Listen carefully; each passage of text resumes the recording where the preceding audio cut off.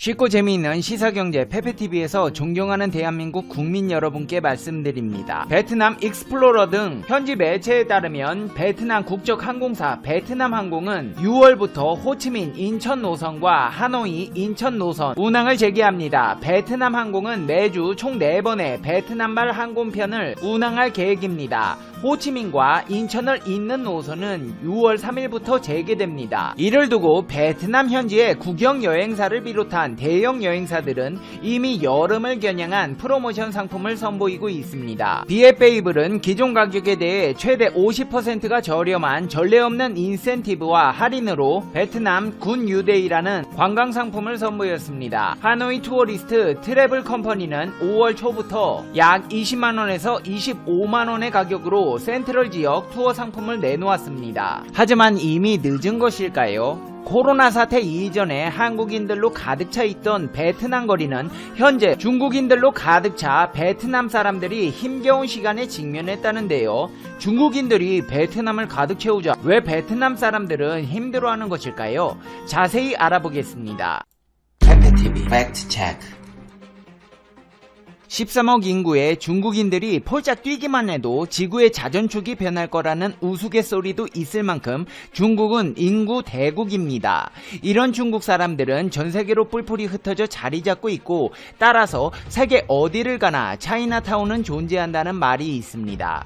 베트남에서도 호치민시에 차이나타운이 존재하고 10군과 6군 그리고 5군에 걸쳐 자리 잡고 있습니다. 세계 곳곳에 위치한 다른 차이나타운처럼 이곳의 중국인들은 그들만의 전통적인 양식을 가진 건축물들을 대거지어 중국적인 분위기를 물씬 풍기고 있습니다. 호치민시의 차이나타운의 랜드마크를 꼽자면 단연 쩌런 시장입니다. 빈더이 시장으로도 불리는 이곳은 1928년부터 조성되었으며 많은 관광객들을 끌어모으고 있습니다. 쩌런 시장은 중국 비즈니스의 중심지이며 유명 레스토랑, 공장 등이 밀집해 호치민시에서 중국인 인구가 가장 많은 곳으로 그들만의 전통을 지키며 모여 살고 있습니다. 헌데 베트남 내에서 일하는 중국인들이 늘면서 일부 지역에서 일명 차이나타운이 더 형성될 조짐을 보이자 현지에서는 이를 제재하라는 요구가 커지고 있습니다. 지역의 상권을 비롯해 마약, 도박장 운영 등 부정적인 피해 사례가 늘고 있기 때문입니다. 베트남 현지 매체 라오 등에 따르면 인민국 이사회는 국회 8차 회의에서 남부지역 빈지엉성에서 발생한 중국인들에 대한 우려의 목소리를 보고하고 엄격한 통제가 필요하다고 제안했다고 밝혔습니다. 빈지엉성과 같은 호치민 근교 일부 지역은 산업단지가 집중돼 있다 보니 외국인, 특히 중국인 근로자들이 집단 거주하고 있습니다. 지역 주민들은 차이나타운에서부터 많은 문제가 발생하고 있다며 안전과 질서를 보장하기 위해 지역 공안들이 적절한 조치를 취해주기를 원하고 있습니다. 외국인 집단 거주 지역이 커지다 보니 불법 체류자 문제를 비롯해 불법 카지노 게임, 사업장, 도박장 등 지역사회에 피해를 주는 여러가지 문제가 발생하고 있기 때문입니다. 실제로 중국인들은 베트남에서 버젓이 업소를 차려놓고 영업을 하다 걸리기도 했는데요. 그 중에서도 베트남 북부 항구 도시인 하이퐁에서는 중국인들이 운영하던 불법 도박장인 아워시티가 문제가 되기도 했습니다. 이렇게 중국인들이 벌이는 크고 작은 문제들이 야기되자 베트남 국회에서는 외국인의 입출국 및 환승, 거주 등에 관한 법률을 보완하고 안내하는 문서를 발행키로 결정했고 또 외무부는 외국인의 국가관리 강화에 대한 총리 지침을 발표하고 범죄 행위를 목적으로 입국하는 사례를 적극적으로 방지한다는 입장입니다. 동시에 외국인들을 대상으로 하는 숙박시설, 취업시설, 상거래시설 운영 등에 대한 관리를 강화하고 조건부 사업투자에 대한 인증서 부여에 대해 엄격하게 통제키로 했습니다. 여기에 더해 베트남 북부 꽝린성 또한 중국인의 불법 입국을 막고 최근 극성을 부리고 있는 중국인 범죄를 줄이기 위해 중국과의 국경지대에 감시 카메라 설치를 검토하고 있습니다. 베트남 현지 매체 VN 익스프레스에 따르면 꽝린성 지자체는 적법한 절차를 거치지 않은 채 베트남으로 넘어오는 중국인들과 이들이 저지르는 범죄를 막기 위해 국경 인근 접경 지역에 감시 카메라가 장착된 벽을 세우는 방안을 제안했습니다. 꽝린성 당국은 국경 관리에 허점이 있다 있다고 주장하며 이로 인해 중국인이 연루된 범죄 활동이 늘어나고 있다고 지적했습니다. 앞서 말한 하이퐁을 비롯해 꽝린성에서도 온라인 도박장을 개설한 중국인 25명이 체포되기도 했고, 하롱베이 소재의 한 아파트를 급습해 온라인 불법 도박 사이트를 운영한 25명을 체포했는데 이들 중 핵심 멤버 3명은 중국인으로 확인되었습니다. 게다가 지난해 베트남에서 추방된 중국인은 약 400명에 달했습니다.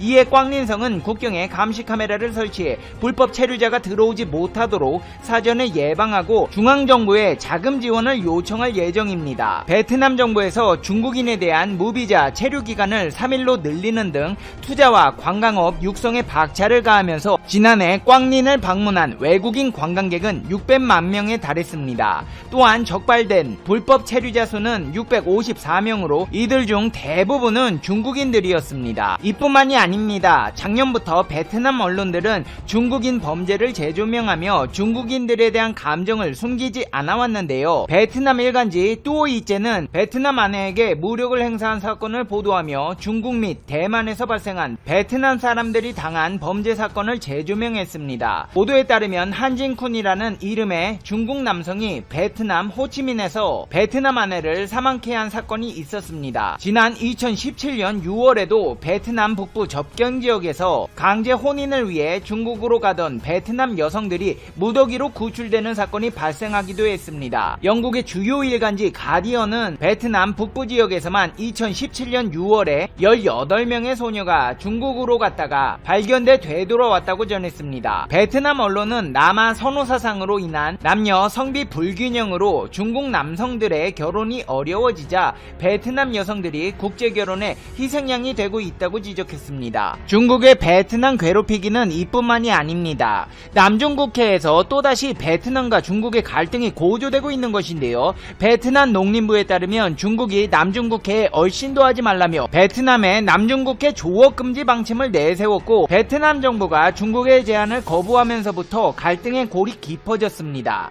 말로는 거부했지만 베트남 정부는 자국 어민들에게 남중국해 중국과의 경계점인 통킹만 경계선 동쪽 지역에서의 조업은 피하라고 당부하고 있습니다. 베트남 어업협회는 베트남 주권이 적용되는 해역에 대한 중국의 이 같은 일방적인 결정은 가치가 없다며 반대하는 입장을 내놨습니다.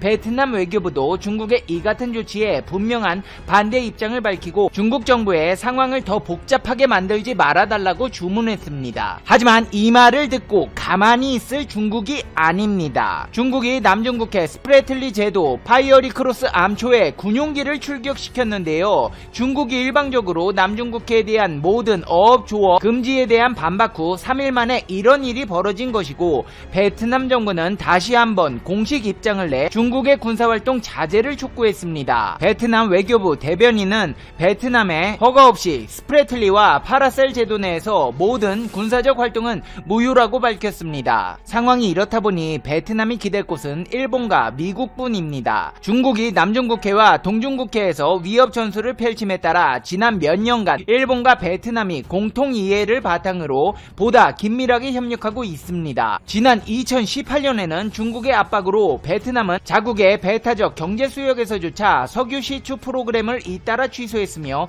이에 따라 일본과 베트남 기업 사이에 가스 개발 및 판매 계약이 체결되기도 했습니다. 이 계약에 대해 영국 채텀하우스 싱크탱크의 아시아 태평양 펠로우에서는 일본은 남중국해에서 베트남의 국익을 적극 지지하고 있다며, 일본은 양국이 중국의 해군력 확대에 위협을 받고 있으며 희생국 베트남을 도우려 한다고 했습니다. 또한 일본은 남중국해를 통해 중동에서 수입하는 석유 및 가스의 안보를 우려하고 있으며 남중국해가 중국의 호수가 되는 것을 막으려 하고 있다고 덧붙였습니다. 미국에서도 영유권 분쟁 해역인 남중국해에서 이딴 작전을 수행하며 신종 코로나 바이러스 감염증 책임론을 둘러싸고 외교적 갈등을 빚고 있는 중국을 군사적으로도 압박하고 있습니다. 미국 CNN 방송은 최근 몇 주 사이 남중국해에 잇따라 군함을 파견하고 전략 폭격기를 출격하는 등 존재감을 과시하며 중국을 겨냥한 아주 공개적인 메시지를 보내고 있다고 전했습니다. 실제로 미국의 랜서 폭격기가 남중국해 인근을 비행하기도 했으며, 중국 본토와 대만 사이의 좁은 바다로 중국이 자국 앞바다로 간주하는 대만 해협을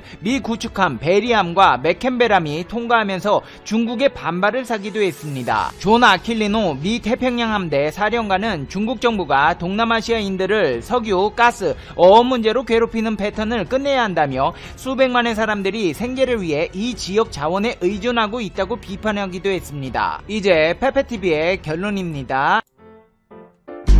Conclusion. 페페TV. 아니, 나는 베트남을 이해할 수 없는 게 남중국해에서 중국이랑 문제 생기면 미국에 도와달라고 하면서 중국산 제품 라벨가리에서 미국에 팔아먹고, 한국 기업과 관광객들로 인해 경제가 활성화됐는데 일본으로 가서 앞으로 같이 사업하자고 하고 뭐 하자는 건지 모르겠네요. 다중인격인가? 참, 저렇게 중국 옆에서 괴롭힘 당하는 거 보면 안 됐다 싶으면서도 한국 토저구팽하고 일본에게 매달리는 거 보면 할 말을 잃게 만드는 나라입니다. 페페TV 시청자 여러분은 어떻게 생각하세요? 페페TV는 여러분의 생각이 궁금합니다. 댓글로 여러분의 생각을 남겨주세요. 그러면 여러분, 오늘 하루도 행복한 하루 되셔야 돼요. 당신은 소중하니까요. 다음 영상에서 봬요. 안녕. 현재 아시아를 대표하는 3개국을 뽑는다면 한국, 중국, 일본이 될 겁니다. 3개국은 2008년부터 한중일 정상회의를 매년 개최해왔습니다. 이 회의는 동아시아의 평화와 안정에 기여하고 경제협력 및 관계 개선 등의 강화를 목적으로 하고 있습니다. 개최지는 매년 돌아가면서 맡고 있습니다. 올해는 한국에서 열릴 차례입니다. 한국 정부는 회의를 연내 서울에서 개최하기 위해서 추진하고 있죠. 그런데 변수가 생겼습니다. 일본이 불참을 선언한 것입니다. 지난 12일 교토 통신에 따르면 일본 정부는 강제 동원 문제에 대한 수용 가능한 조치가 없으면 참석하지 않겠다는 입장을 밝혔다고 합니다. 사실 이번 한중일 정상회담은 그 어느 때보다 중요한 의미가 있었습니다. 코로나19와 경제 위기라는 세계 당면 과제를 극복하는 데 포커스를 맞추고 있기 때문입니다. 일본의 불참 소식에 이낙연 민주당 대표가 관련 입장을 밝혔습니다. 일본은 세계 지도 국가 중 하나인데 스가 총리의 태도가 지도 국가에 어울리는지 의문이다. 총리의 리더십을 기대한다. 스가 총리의 이런 태도는 자신에게 긍정적인 영향을 줄 수 있을까요? 스가가 총리가 된 지 한 달여가 지났습니다. 현재 그의 일본 내 인기는 어느 정도일까요? 시작은 굉장했습니다. 지난달 16일 출범 이후 주요 언론사들의 여론조사에서 70%대의 높은 지지율을 보였습니다. 그런데 출범 한 달여 만에 지지율이 급락세를 보이고 있습니다. 우선 NHK 방송이 1284명을 대상으로 조사한 결과에 따르면 지지율이 50% 중반으로 나타났습니다. 여론이 돌아서고 있는 가장 큰 이유로는 최근 일본 사회에서 논란이 되고 있는 일본 학술회의 회의원 임명 거부가 영향을 준 것으로 분석되고 있습니다. 스가 총리는 최근 학술회의가 추천한 후보 105명 중 정부 정책에 반대 의견을 표명한 적이 있는 6명을 이 단체의 회원으로 임명하지 않았습니다. 학문의 자유침해 논란을 불러일으켰죠.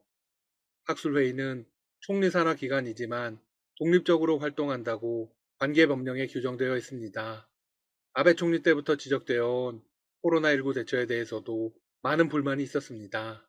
스가 정부는 지난 1일부터 중장기 체류 자격을 가진 외국인에게 코로나19 관련 입국 제한 조치를 완화했습니다. 이에 59%가 너무 빨랐다며 부정적인 의견을 보였습니다. 더욱이 최근 스가 총리는 국제적인 망신을 당하기도 했습니다. 세계적인 조롱은 물론이고 일본 국민들도 부끄러워서 숨고 싶은 일이 있었습니다. 트럼프 미국 대통령 부부에게 영어로 전한 몇 줄의 코로나19 감염 위로 메시지가 세간의 구설수에 오른 것입니다. 한 나라의 정상이 구사했다고 보기에는 영어의 수준이 너무 형편없이 낮았다는 것입니다.